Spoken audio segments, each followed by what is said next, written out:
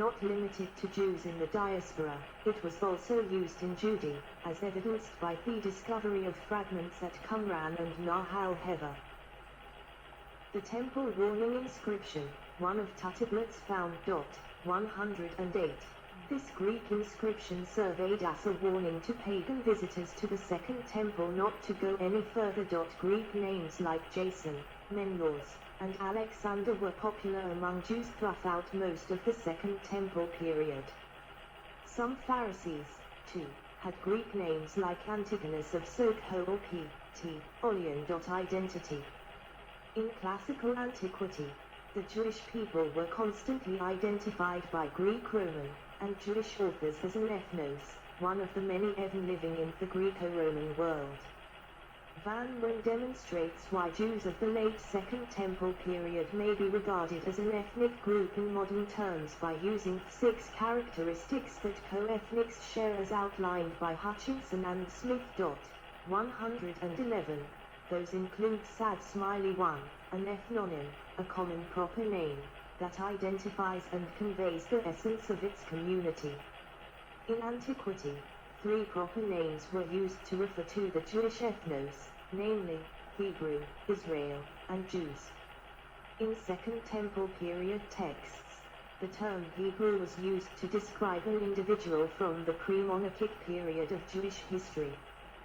The term Israel was used as a timeless designation of the ethnos or to refer to members who were a part of united monarchy, the earlier Northern Kingdom, or eschatological Israel. Members of the contemporary ethnos were usually referred to as Jews, and the name can also apply to a geographically confined subgroup or to the descendants of the earlier Kingdom of Judah. 112. 2. A myth of common ancestry. In the Jewish case, of descent from eponymous ancestor Jacob / Israel, moreover, the purported descent from Abraham was exploited by the Hasmoneans to broaden definitions of Jewishness, although this claim was disputed by others. 111. 3. Shared memories of the past, including historical events and heroes. Jewish sacred scriptures provide a fundamental collection of those historical stories. The community reading of the Hebrew Bible and other texts in synagogues help to further ingrain the stories and characters they contain in the collective Jewish identity. That includes figures such as the patriarchs, Moses and David, and events such as the Exodus, the covenant at Mount Sinai, the heyday of the United Monarchy, the Babylonian captivity, the Antiochian persecutions, and the Maccabean revolt. 111. 4. One or more elements of shared culture, which need not be specified, but usually include religion, language, and customs. There were significant overlaps between the religion, languages, customs, and other cultural aspects shared by ancient Jews. Moreover, religion cannot be separated from other cultural aspects, especially in ancient times. The worship of the God of Israel, the work of the temple in Jerusalem and other cultic sites, and the following of particular Jewish customs, dietary laws, Sabbath observance, etc., were major aspects of Jewishness at the period. Despite the fact that not all Jews spoke the same language because many of the sacred writings were written in Hebrew, it also served as a symbol for Jews who did not speak the language. 111. 5. A connection to a homeland, which need not be physically occupied by the ethnic group in order for it to have symbolic attachment to their ancestral homeland, as is the case for diaspora populations. In the Jewish case, this is the land of Israel, or Judea / Palestina. For both the local Jews and those residing in the diaspora, the land held symbolic value. It endures despite the frequently shifting, occasionally non-existent borders. 113. 6. A sense of solidarity on the part of at least some sections of the ethnic population. The strength of the sentiment varies. Josephus reports that when the First Jewish-Roman War broke out, the Jews of Scythopolis joined the city in fighting the Jewish rebels because they had weaker sense of solidarity. Yes. Sorry, I'm getting so many text messages on my cell phone today.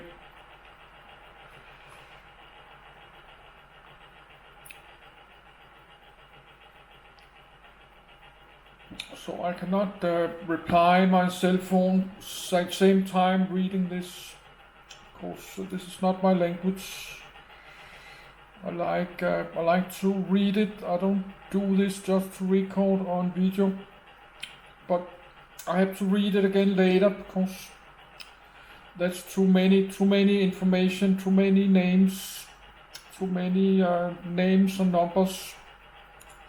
Preferred over the other depending on region. Aramaic became widely spoken in Samaria and Galilee while Judah continued to use Hebrew. 107. Although Aramaic had eventually surpassed Hebrew as the most widely spoken language in the region, many people learned Hebrew as a liturgical language. During the 2 centuries of Persian rule, 538-332 BCE, the administrative language was Imperial Aramaic. 107. Beginning in 333 BCE, Koine Greek became the official language of administration and was used to spread Hellenistic culture. Even under Roman rule, the administrative language in the eastern provinces, including Judea, remained Greek. The square script, also known as Ktav Ashuri, had probably already started to replace the Paleo-Hebrew script during the Persian period, though the transition was not complete until the Hellenistic period and traces of the previous script were still in use until the Bar Kokhba revolt. 107. Latin, the language of the Roman army and high levels of administration, had almost no impact on the linguistic landscape. It is less common in texts and archaeology. Only a few Latin papyri were discovered in Phrygian. Those discovered at Masada belonged to the Roman garrison. Aramaic. During the Persian period, Aramaic was the civil administration language. The contract texts were written in Aramaic. The ketubah, marriage contract, get, divorce certificate, and other legal documents mentioned in the Talmud are written in Aramaic. The formulas for the Aramaic texts of the Ketubot have been preserved since the Persian period, even though they were modified during the Hellenistic period. Elephantine's Jewish community has adopted Aramaic, and it was the main language used in the Elephantine papyri and Ostraca. Jesus, a native of the Galilee, and his disciples spoke Aramaic. Funerary inscription in Aramaic Yehoseph Bar Eglon. Despite the fact that Aramaic has become the most widely spoken language, there are few Aramaic texts that provide information on the language spoken in the region during the Second Temple period. 3 books of the Hebrew Bible contain passages in Aramaic: Ezra 4:8-6, 18 and 7:12-26, and Daniel 2:4-7:28. The Megillat Ta'anit, the scroll of fasting, was written in Aramaic around the 1st century CE. This is also true of Ctesiphon, or Aramaic paraphrases of the Bible, but dating them is difficult. Hebrew. Some of the later books of the Hebrew Bible, including Ezra and Nehemiah, Esther, Daniel, Chronicles, and Haggai, Zechariah, and Malachi, are explicitly dated to the Second Temple period. The first and second verses of the Book of Ezekiel were written during the Babylonian exile. There are varying opinions about when Ecclesiastes, the Song of Songs, Jonah, some of Psalms, and possibly the Book of Job were written. The majority of researchers, however, agree that they were composed during the Second Temple period. Most of these books were written in what linguistics call late Biblical Hebrew. 107. This later form of Biblical Hebrew is particularly notable in the Book of Chronicles, since it occasionally rewrites sections from Samuel and Kings and modifies parts to conform to post-exilic usage. 107. However, not all of the Second Temple literature exhibits the language traits of late Biblical Hebrew to the same degree. Some of it is written in a manner that is strikingly reminiscent of classical Biblical Hebrew. Portion of the Temple Scroll, one of Dead Sea Scrolls, written in Hebrew during the late Second Temple period. Hebrew was still a spoken language during the Second Temple period, at least in some areas of Judea. It continued to be used up until 200 CE, and possibly even after. It is thought that the Hebrew spoken during the Second Temple period evolved from Biblical Hebrew, possibly from a distinct dialect. This form of Hebrew is now known as Mishnaic Hebrew. The Hasidians, who are believed to be the precursors of both the Essenes and the Pharisees, used a combination of Biblical Hebrew and Mishnaic Hebrew as their literary language, with Mishnaic Hebrew dominating. 107. The literature of the Tanaim and Amoraim of the land of Israel and Babylonia is written in Mishnaic Hebrew, which is later found in Mishnah. Among the earliest are the tractates of Talmud and Midat. It reflects a living Hebrew that is not just an artificial language reserved for Jewish scholars, despite the fact that this language has been fixed in rabbinic discussions. The Qumran group continued to use late Biblical Hebrew, which was still a literary language, while fusing it with their own unique linguistic traits. 107. The 1st century Jewish historian Flavius Josephus asserts that he addressed the people of Jerusalem in Hebrew. But as usual, his testimony is ambiguous and at odds with the Aramaic transcriptions he uses to describe Jewish traditions. Spoken Hebrew saw a brief resurgence in interest during the Bar Kokhba Revolt, 132-135 CE. The Mishnah, however, was written down circa 200 CE because it could no longer be memorized and could no longer be transmitted orally due to the lack of Hebrew speakers who could memorize it. Archaeology provides evidence of the usage of Mishnaic Hebrew in the Second Temple period. It can be found in texts found in the Judean desert from the 1st and 2nd centuries, including the Copper Scroll found in Qumran and the Bar Kokhba letters and other writings found in caves near Nahal Hever. These documents provide a glimpse of everyday Hebrew, without indicating which regions they pertain to. Judean desert examples tend to indicate that it is a southern dialect. Greek was the primary language of the Jews of Hellenistic and Roman Egypt, particularly those of Alexandria. Although the Jews of Egypt used Aramaic in the early Ptolemaic period.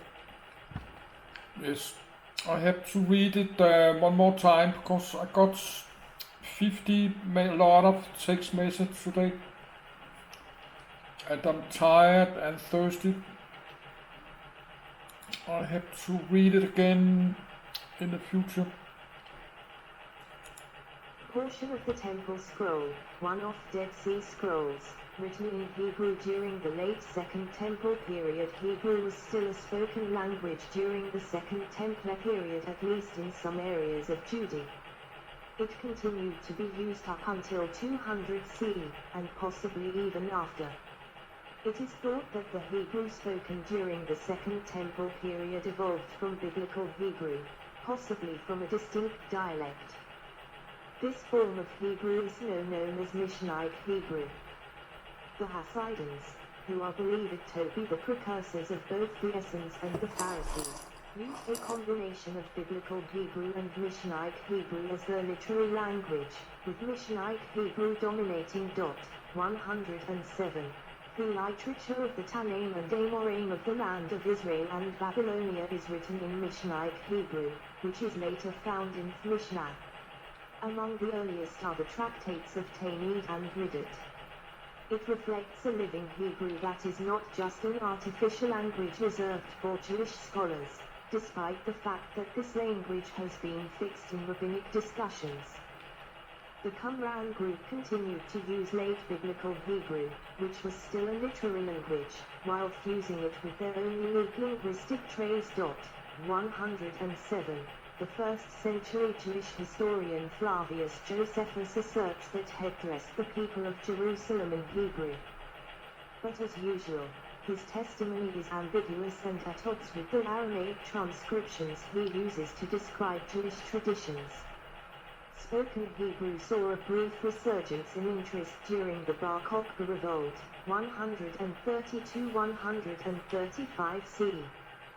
The Mishnah, however, was written down circa 200 CE because it could no longer be memorized and could no longer be transmitted orally due to the lack of Hebrew speakers who could memorize it. Archaeology provides evidence of the usage of Mishnaic Hebrew in the Second Temple period.